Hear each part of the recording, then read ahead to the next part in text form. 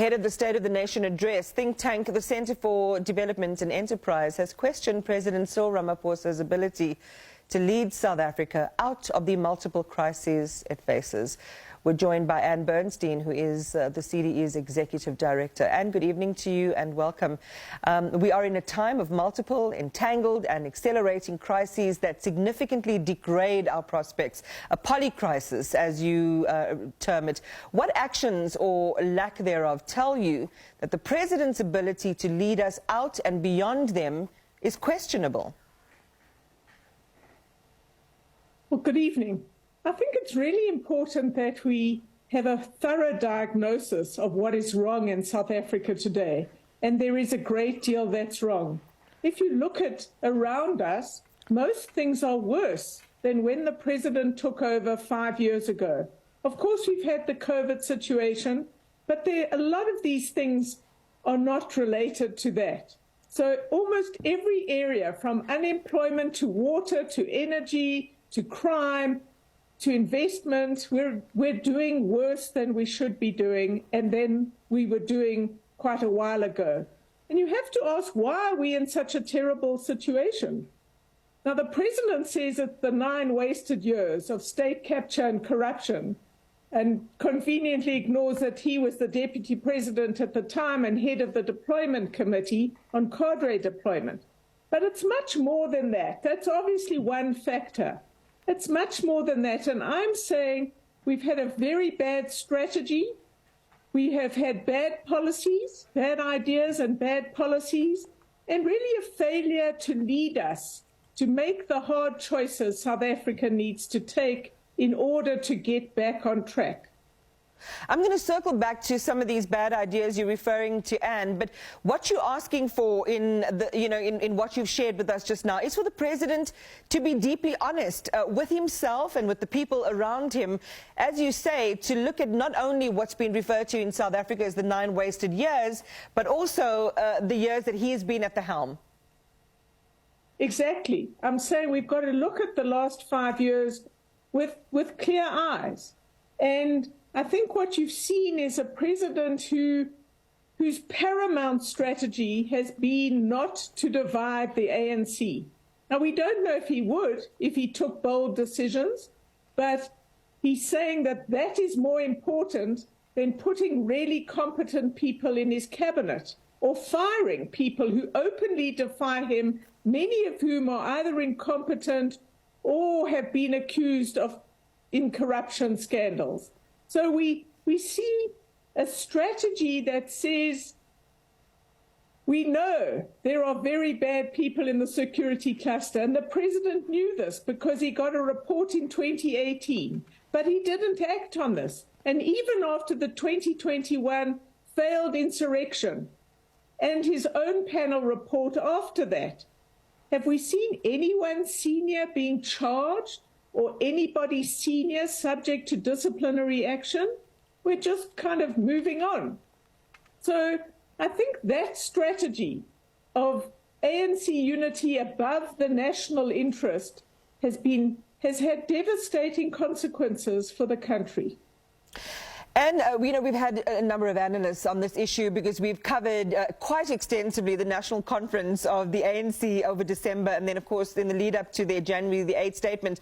And some have said, well, the president's got to appease some of the people around him, especially his detractors, so that he can stay in the seat because he's still the best bet for the country. How do you talk them out of that perspective? Look, my view is, in a democracy, we elect our leaders to govern, and to govern is to choose. And if you keep giving us the same old people and the same old policies which are failing, then no wonder the country is doing so badly. A leader has to build a new consensus and has to develop the strategies and the policies that will deal with South Africa's challenges. Now, we have a very weak, corrupt and collapsing state. Local government is in a terrible state as well. But what is the plan? Where is the vision of how we move forward? I would argue that in a context where the state is so weak and unable to do very much, and is certainly not in a position to be a developmental state or to lead the country and the economy, you have to turn to what's working in South Africa. And we have a vibrant private sector and non-government sector. And we have to open up the space wholeheartedly and really understanding how to do that in a fulsome way to let those market forces help lead South Africa out of trouble. Let's go a little bit deeper into some of these bad ideas that have been brought to the table, Anne, which have resulted in bad policies and failed strategies. Well, a few of them are these. The first is cadre deployment. I think people should be appointed to senior positions in our modern, sophisticated economy who are fit for purpose. Instead, we have this policy of putting party loyalty above competence. So that's one. We need to get rid of that. Secondly, I'm arguing that we need a wholehearted understanding of how dynamic markets and entrepreneurs and new firms can really empower South Africans, drive investment, and create millions of new jobs, which we desperately need.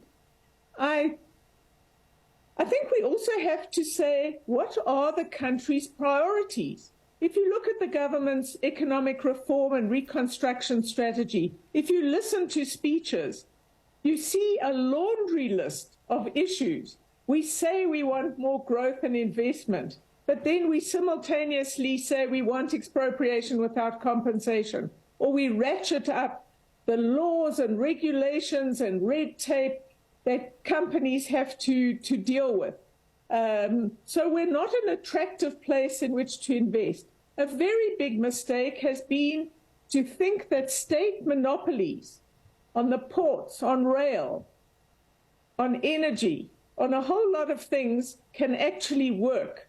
And even when they demonstrated that they're failing, that they drive up costs, they don't provide the services we need, they make doing business in this society very difficult, even then we don't see a full-blooded sort of change of direction to bring in the private sector and capital, which knows how to get these things moving again.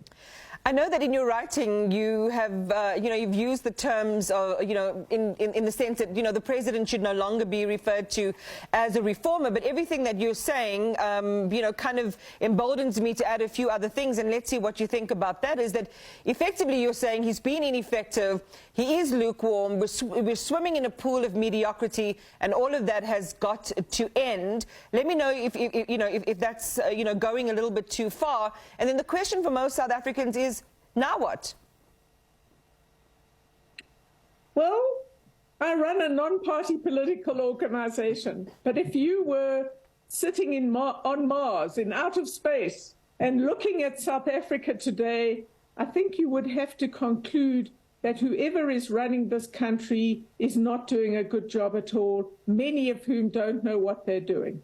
So I think I'm saying that business, leaders across the board, NGOs, the society as a whole needs to think differently about how we get out of trouble, and they need to think much more strategically, and that the notion of this president, this government, as a reforming government is just too weak. It's been a mirage. There have been some reforms, of course, very few, implemented at glacial speed, and just not bold enough. And I'm saying that to keep looking to this president, this government, to implement the dramatic reform South Africa needs as we sit in the dark is a mirage. Time to rethink. Time to rethink. And Bernstein, thank you as always for that analysis. Some would say the writing's been on the wall for quite a while now.